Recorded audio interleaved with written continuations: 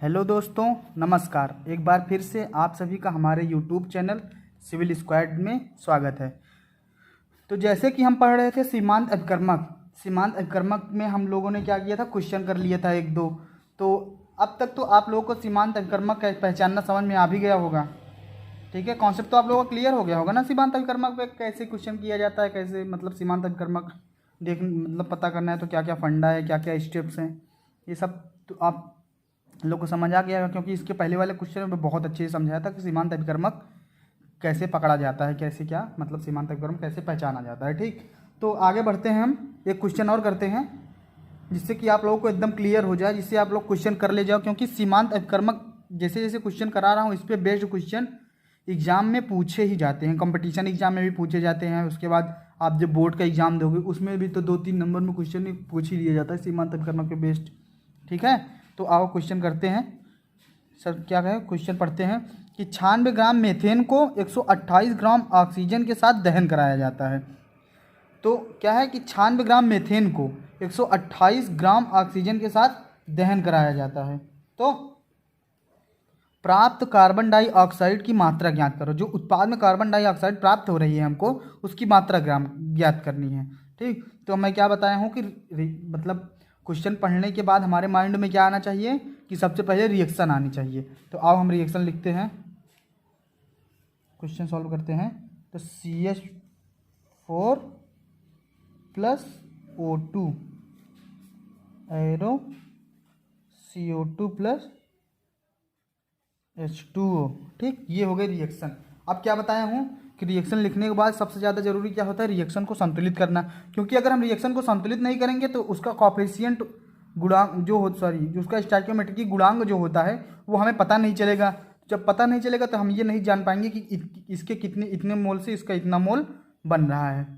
ठीक है, तो हम रिएक्शन को संतुलित करेंगे तो यहाँ आएगा कितना 2O2 और यहाँ आएगा 2H2। तो 2 दूनी 4 ऑक्सीजन, 2 दूनी 4 ऑक्सीजन, हाइड्रोजन। हाँ ठीक, संतुलित है। तो देखो अब क्या करना है कि देखो जैसे कि हमें रिएक्शन देखने से ये पता चल रहा है कि अगर हम 1 मोल CH4 लेंगे अगर 1 मोल CH4 लेंगे तो हमें 2 मोल O2 लेना पड़ेगा और उत्पाद में 1 मोल CO2 बनेगा और 2 मोल H2O के बनेंगे। ठीक, अगर हम 1 मोल CH4 लेंगे तो 2 मोल O2 लेना पड़ेगा हमें। ठीक, और उत्पाद में क्या बनेगा, 1 मोल CO2 और 2 मोल H2O। ये हमें कहाँ से पता चला, ये हमें इसके कॉफिशिएंट इसका जो गुणांक है उससे पता चला, स्टोइकियोमेट्रिक की गुणांक से पता चला। CH4 का कितना है, 1 है, 1 लिखा नहीं जाता। O2 का कितना है, 2 है। तो इसके 1 मोल से के साथ इसका 2 ऑक्सीजन का 2 मोल लेकर क्रिया करा रहे हैं तो उत्पाद में 1 मोल CO2 और 2 मोल H2O बन रही है। ठीक है, तो अब हम क्या करेंगे, कि क्या बताया हूँ कि जिसकी जिसकी मात्रा दी गई है उसके उसके क्या करेंगे, मोल निकालेंगे। ठीक है, तो मात्रा किसकी दी गई है, मीथेन की। मीथेन मतलब ये CH4 यही है क्या, मीथेन। और ऑक्सीजन की दी गई है फिर क्या लिखेंगे, मीथेन के मोल निकालेंगे। मीथेन के मोल बराबर क्या होता है, मीथेन का भार बटे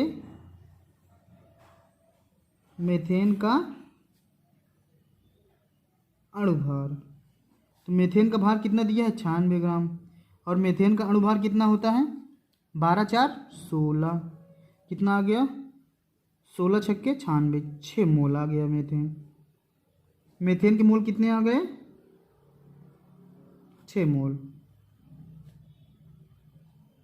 ठीक, अब क्या करेंगे कि O2 के ऑक्सीजन के मोल निकालेंगे। तो O2 के मोल, तो O2 के मोल बराबर, O2 को मैं लिख नहीं रहा हूँ, O2 का भार बटे O2 का अणुभार। O2 का भार कितना दिया, 128 बटे O2 का अणुभार कितना होता है, 32। ठीक, तो इसको जब काटेंगे 8 चौके 32, 8 एकम 8 4 12, 8 छंग 48, तो कितना आ जाएगा, 4 एकम 4 चौक 16, 4 मोल। O2 के मोल कितना आ गया,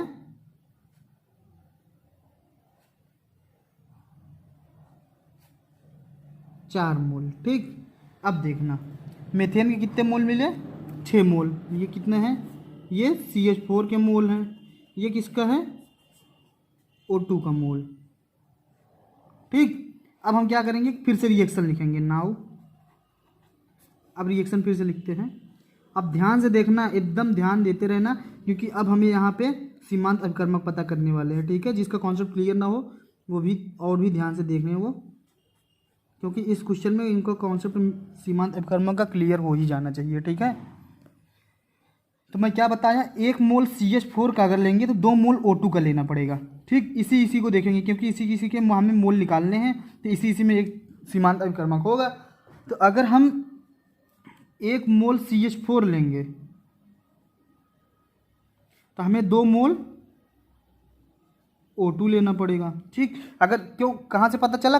इसके स्टोइकियोमेट्रिक गुणांक से। इसका 1 है, इसका 2 है, कि इसके 1 मोल लेंगे तो इसका 2 मोल लेना पड़ेगा। अगर CH4 के हम 2 मोल लेते हैं तो O2 का हमें 4 मोल लेना पड़ेगा। अगर CH4 के हम 3 मोल लेते हैं तो O2 का हमें 6 मोल लेना पड़ेगा। कहने का मतलब कि CH4 के मोल का दूना हमें O2 का मोल लेना पड़ेगा। ठीक, तो अब लेकिन हम CH4 के मोल कितना निकाले हैं? 6 मोल। 6 मोल CH4 के, 6 मोल CH4 के अगर लेंगे तो हमें O2 कितना लेना पड़ेगा? 12 मोल। अगर इसके 1 से 2 है तो इसका 6 से 12 मोल O2 लेना पड़ेगा। ठीक, 12 मोल O2 लेंगे। अब यहाँ ध्यान से देखना, लेकिन हमारे पास O2 है कितनी? 4 ही मोल है। हमें आवश्यकता कितने मोल की है? 12 मोल की O2 की।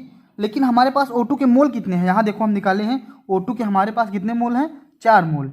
लेकिन हमें आवश्यकता कितने है? 12 मोल की आवश्यकता है हमें, 12 मोल की, 12 मोल O2 की। लेकिन अपने पास O2 है कितनी? 4 मोल। कहने का मतलब जितने O2 की आवश्यकता है उतने O2 से, जितने O2 के मोल की आवश्यकता है अपने पास उससे कम मोल उपलब्ध है O2 के। देखो आवश्यकता 12 मोल की है 6 मोल CH4 के साथ क्रिया कराने के लिए, लेकिन अपने पास 4 ही मोल O2 है। तो कहने का मतलब कि CH4 जो है जल्दी खत्म हो जाएगा। अगर ये दोनों क्रिया कर रहे हैं 6 मोल के लिए, तो इसके अगर 6 मोल लेंगे तो इसका हमें 12 मोल लेना पड़ेगा। तो लेकिन अपने पास O2 के कितने मोल हैं? 4 ही मोल हैं। तो अगर इसके 6 मोल से क्रिया कराएंगे तो O2 के CH4 के साथ, तो इस कहने का मतलब कि O2 जल्दी खत्म हो जाएगी। क्यों? क्योंकि जितने मोल की आवश्यकता है अपने पास उससे कम मोल उपलब्ध है। ठीक, आवश्यकता कितने की है? 12 मोल की। अपने पास है कितना? 4 मोल। तो कहने का मतलब कि O2 जो है जल्दी खत्म हो जाएगी। अगर O2 जल्दी खत्म हो जाएगी, अगर O2 ये जल्दी खत्म हो गई तो अभिक्रिया रुक जाएगी। कहने का मतलब ये जो उत्पाद है, उत्पाद का बनना बंद हो जाएगा। अभिक्रिया रुक गई का मतलब क्या है कि उत्पाद मतलब O2 खत्म हो गई, O2 खत्म हो गई तो अभिक्रिया रुक गई। क्योंकि जब मतलब अभिकारक खत्म हो जाएगा तो अभिक्रिया आगे जाएगी ही नहीं, अभिक्रिया आगे होगी नहीं, तो अभिक्रिया रुक जाएगी। जब अभिक्रिया रुक जाएगी तो उत्पाद जो है बनेगा नहीं। जब उत्पाद बनेगा नहीं तो ये जो CO2 है, मतलब CO2 प्लस H2O है, इसका जो मात्रा है, मतलब उत्पाद की जो मात्रा है वो डिपेंड किस पे करेगी? O2 की, O2 के मात्रा पे। क्यों? क्योंकि O2 खत्म हो गई, इसीलिए तो अभिक्रिया रुक गई है। अगर हम O2 फिर से बढ़ा देंगे तो रिएक्शन फिर से स्टार्ट हो जाएगी। लेकिन हमको बढ़ाना नहीं है, हमको सीमांत अभिकर्मक पता करना है। तो यहाँ पे सीमांत अभिकर्मक हुआ क्या? O2। सीमांत अभिकर्मक क्या हुआ?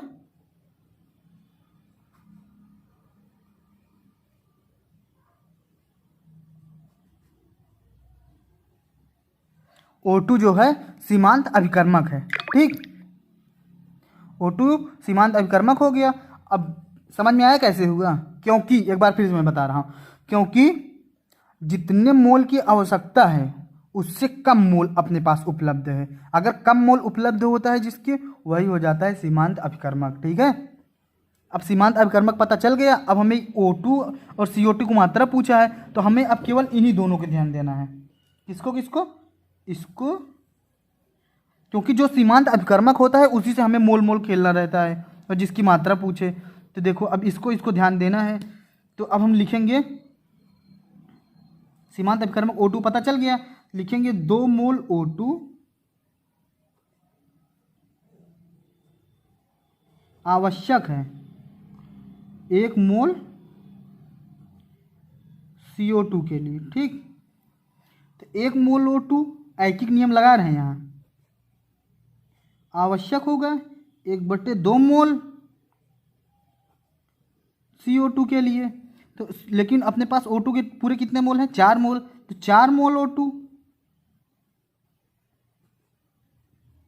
आवश्यक होगा। 4 गुणे 1/2 मोल CO2 के लिए। ठीक, तो कितना आ जाएगा? 2 मोल CO2। हमारे पास CO2 के मोल कितने आ गए? CO2 के मोल कितने आ गए? 2 मोल।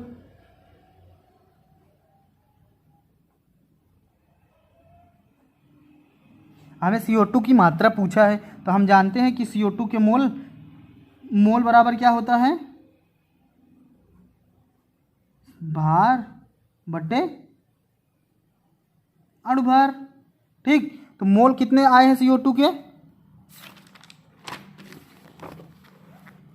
CO2 को मोल कितने आए हैं? 2 मोल। भार W मान लेते हैं बटे CO2 का अणुभार कितना होगा? 44। कितना आ गया? W बराबर 88 ग्राम CO2। यही हमारा क्या हो गया? आंसर हो गया। ठीक, यही आंसर हो गया। ठीक, कुछ भी नहीं है। अगर सीमांत अभिकर्मक देखो पता चल गया। मेन मुद्दा क्या होता है कि सीमांत अभिकर्मक पता करना। अगर सीमांत अभिकर्मक पता चल गया तो फिर कुछ भी नहीं बचता क्वेश्चन में। ठीक है, यही आंसर हो गया। अब चलो एक क्वेश्चन अभी अपन और करते हैं। ठीक, अब नेक्स्ट क्वेश्चन करते हैं। देखो नेक्स्ट क्वेश्चन पढ़ो। क्या है कि 200 ग्राम कैल्शियम कार्बोनेट को, क्या है क्वेश्चन पढ़ो अच्छे से। 200 ग्राम कैल्शियम कार्बोनेट को 100 ग्राम हाइड्रोक्लोरिक अम्ल के साथ मिलाया जाता है। ठीक, 200 ग्राम कैल्शियम कार्बोनेट को 100 ग्राम हाइड्रोक्लोरिक अम्ल के साथ मिलाया जाता है, तो प्राप्त कैल्शियम क्लोराइड तथा कार्बन डाइऑक्साइड की मात्रा ज्ञात करो। हमें कैल्शियम कार्बोनेट और HCl की मात्रा दिया है। उसके बाद उत्पाद में जो CaCl2 और CO2 बन रहा है उसकी मात्रा पूछ रहा है। तो चलो देखो, सबसे पहले क्या लिखेंगे? रिएक्शन लिखते हैं। कैल्शियम कार्बोनेट क्या होता है? CaCO3 plus HCl arrow CaCl2 plus CO2 plus H2O बनता है। ठीक, अगर आप संतुलित करेंगे उसके बाद क्या करना है? समीकरण को संतुलित करना है। तो जब संतुलित करेंगे तो यहाँ पे 2HCl लगा लेंगे तो सब बराबर है। देखो ठीक, तो अब हम क्या देखेंगे कि सबका स्टोइकियोमेट्रिक गुणांक CaCO3 कितना है? 1 है। HCl का कितना है? 2 है। CaCl2 कितना है? 1 है। CO2 का 1 है। H2O का 1 है। ठीक है, तो अब देखो यहाँ पे जब देखेंगे तो 1 मोल CaCO3 आवश्यक है 2 मोल क्रिया कराने के लिए, आवश्यक है 2 मोल HCl के साथ। ठीक, अगर हम 1 मोल CaCO3 लेते हैं तो हमें 2 मोल HCl लेकर क्रिया कराना पड़ेगा। तो उत्पाद में क्या बनेगा? 1 मोल CaCl2 बनेगा, 1 मोल CO2 बनेगा और 1 मोल H2O बनेगा। ठीक, तो यहाँ देखो हमें ये कैसे पता चला? इसके स्टोइकियोमेट्रिक गुणांक से हमें पता चल रहा है कि अगर 1 मोल CaCO3 लेंगे तो हमें 2 मोल HCl लेना पड़ेगा और उत्पाद में 1 मोल CaCl2 और 1 मोल H2O और 1 मोल CO2 बनेगा। ठीक, अब हम क्या बताए हैं कि जिसकी मात्रा दी हो उसके मोल निकालते हैं। एक्चुअली हमें करना क्या है कि इन दोनों की मात्रा दी है तो इन दोनों में सीमांत अभिकर्मक पता करना है। अभिकारक में हमें क्या करना है? अभिकारकों में हमें सीमांत अभिकर्मक ये होगा ये पता करना है। ठीक, तो कैसे पता करेंगे? आओ सबसे पहले क्या करेंगे कि CaCO3 के मोल निकालेंगे।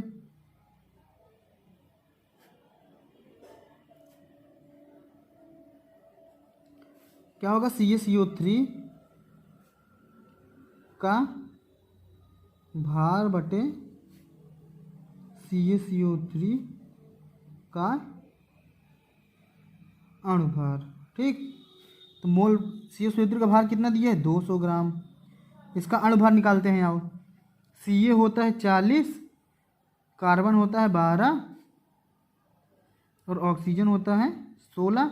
तो Ca 40 प्लस 12 प्लस 3 गुणे 16 कितना आएगा? 40 12 52 प्लस 48 कितना आएगा? 100 आएगा। ठीक, तो भार बटे ये क्या होगा? अणुभार हो गया CaCO3 का। ठीक, तो यहाँ रख देंगे आई कितना, 100 दूनी 200, 2 मोल। ठीक, अब क्या करेंगे, इसको ऐसे कर देते हैं थोड़ा। अब क्या करेंगे कि HCl की मात्रा दी है तो HCl के मोल निकालेंगे।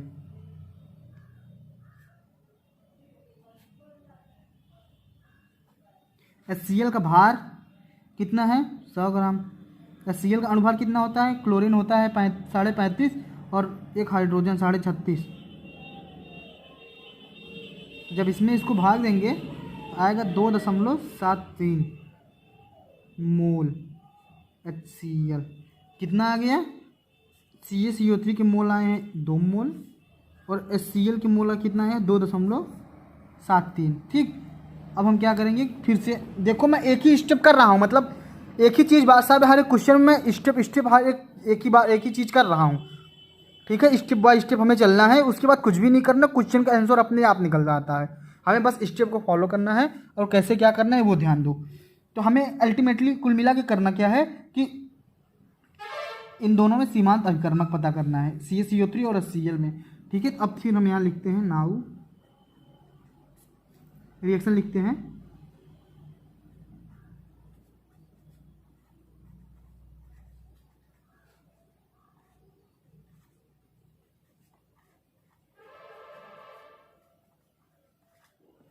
ठीक,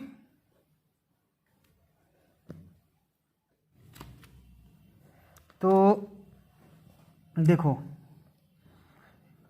अगर हम 1 मोल CaCO3 लेते हैं तो हमें 2 मोल HCl लेकर क्रिया करानी पड़ेगी। तो उत्पाद में जो बनेगा CaCl2 का 1 मोल बनेगा, H2O का 1 मोल बनेगा और CO2 का 1 मोल बनेगा। तो अगर हम 1 मोल इसके 1 मोल लेते हैं तो इसका हमें 2 मोल लेना पड़ेगा। ठीक, इसका कितना मोल बनेगा, 1 मोल बनेगा, इसका 1 मोल बनेगा और इसका 1 मोल बनेगा। ये कहाँ से पता चला, ये इसके हमें स्टोइकियोमेट्रिक गुणांक से पता चला। ठीक, तो अगर हम CaCO3 का 1 मोल लेते हैं तो हमें HCl का 2 मोल लेना पड़ेगा। अगर CaCO3 का हम 2 मोल लेते हैं तो HCl का हमें 4 मोल लेना पड़ेगा। अगर CaCO3 के हम 3 मोल लेते हैं तो HCl का हमें 6 मोल लेना पड़ेगा। कुल मिला के कहने का मतलब क्या, ये कि अगर CaCO3 का हम 1 मोल लेते हैं तो इसका दूना हमें HCl के मोल लेना पड़ेगा ही। लेकिन हम CaCO3 के मोल कितने निकाले हैं, 2 मोल। तो आओ 2 मोल से देखते हैं। अब अगर हम 2 मोल CaCO3 लेते हैं, बहुत ही ध्यान से देखना, यहाँ पे फिर सीमांत अभिकर्मक हम पता करने वाले हैं। 2 मोल CaCO3 लेते हैं तो हमें HCl में कितना लेना पड़ेगा, 4 मोल। क्यों, क्योंकि 2 गुणे 2 बराबर 4 मोल लेना पड़ेगा। ठीक, हमें इन दोनों सीमांत अभिकर्मक पता करना, तो इसको हमें ध्यान नहीं देना है अभी उत्पाद को। ठीक है, तो देखो आवश्यकता है हमें HCl के 4 मोल की।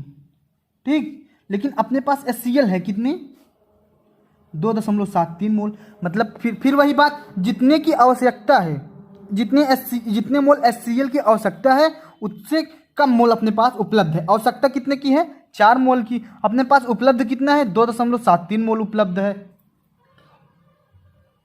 कहने का मतलब फिर सीमांत अभिकर्मक फिर क्या हुआ, HCl हुआ।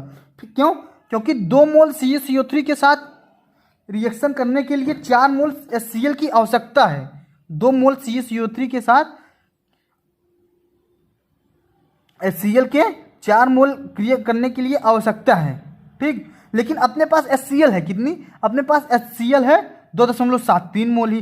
तो कहने का मतलब कि ये जो HCl है आवश्यकता है 4 मोल की, अपने पास है 2.73 मोल ही। तो जितने की आवश्यकता है उससे कम मोल अपने पास उपलब्ध है ना।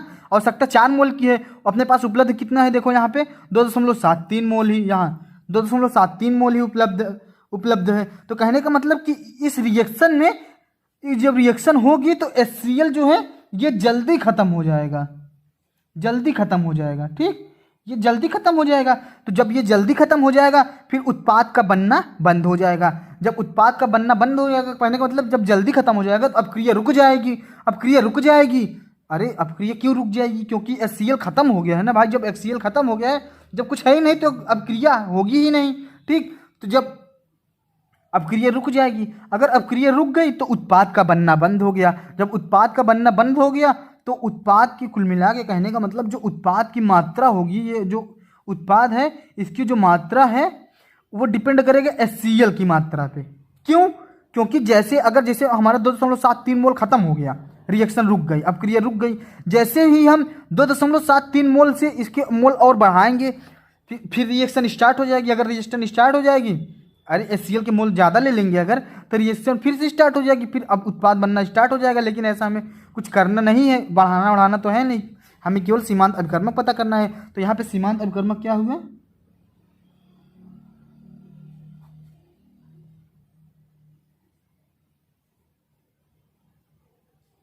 HCl। ठीक, HCl जो है ये सीमांत अभिकर्मक हो गया। पता चला क्यों, कैसे? क्योंकि जितने की आवश्यकता है उससे कम मोल अपने पास उपलब्ध है।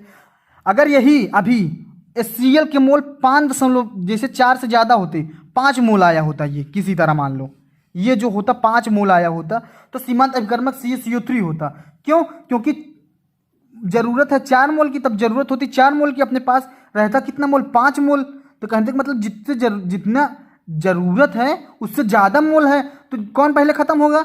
ये ख़त्म होता फिर CaCO3, क्योंकि अपने पास 5 मोल रहता ना। अगर ये कह रहा हूँ मैं 5 मोल रहता, बस खैर छोड़ो, उस टाइप का क्वेश्चन अपन ले लेंगे, समझा देंगे।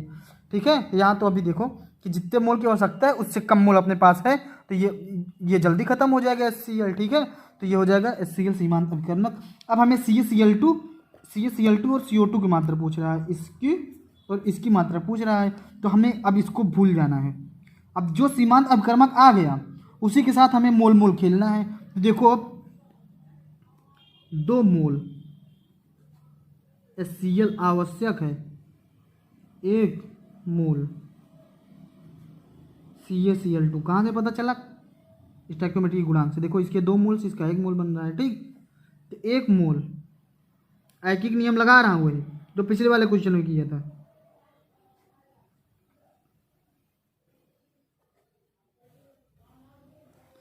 लेकिन अब HCl कितने मोल है? 2.73 मोल अपने पास।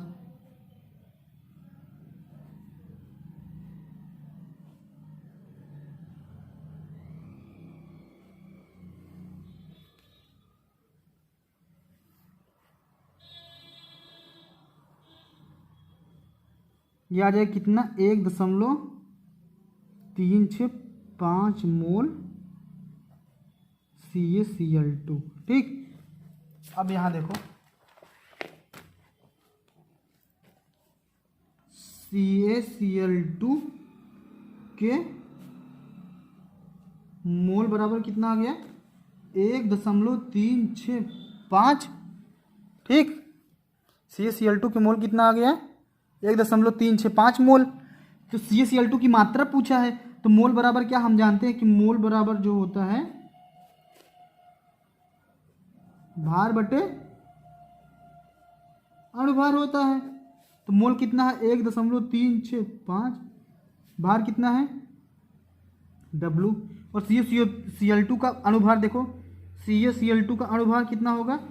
क्लोरीन होता है 40 प्लस 2 गुणे 35.5, तो कितना आएगा? 40 प्लस 35 दूनी 70, 71, 111 आ जाएगा। ठीक, तो W बराबर आ जाएगा 1.365 गुणे 111। ठीक,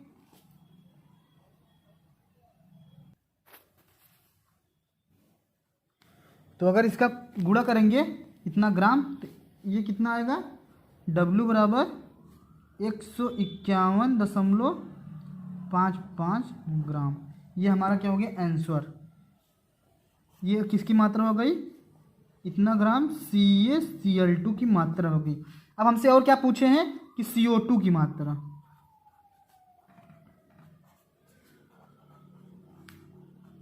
अब CO2 की मात्रा देखते हैं, तो हम फिर कहाँ आएंगे? अब क्रिया पे। तो फिर वही है कि 2 मोल HCl आवश्यक है, 1 मोल जो सीमांत अभिकर्मक होगा, दो ध्यान से सुनो, जो सीमांत अभिकर्मक होगा उसी के साथ हमें मोल मोल खेलना है। अब हम CaCO3 को भूल जाएंगे, फिर वही करेंगे जैसे CaCl2 के साथ करेंगे, अब वैसे CO2 के साथ करेंगे। 2 मोल HCl आवश्यक है, 1 मोल CO2 के लिए। देखो इसका 2 है स्टोइकियोमेट्रिक गुणांक, इसका 1 है। कहने का मतलब 2 मोल HCl आवश्यक है, 1 मोल CO2 के लिए। तो फिर यहाँ करेंगे 2 मोल HCl आवश्यक है 1 मोल CO2 के लिए, तो 1 मोल एक ही नियम फिर वही लगा रहे हैं, एकदम सेम जो अभी किए हैं, जैसे ये पाए हैं ऐसे ये भी है, 1/2 मोल CO2 के लिए, तो 2.73 मोल HCl आवश्यक होगा, 1/2 गुणे 2.73 मोल CO2 के लिए, तो इसका 1.365 मोल आ जाएगा। ठीक, एकदम वही आ भी रहा है, इतना मोल आ गया। कुल मिला के CO2 के कितने मोल आ गए, CO2 के मोल बराबर आ गया 1.365 मोल। अब हमसे पूछ रहा CO2 का भार, तो CO2 का भार मोल बराबर हम जानते हैं क्या होता है,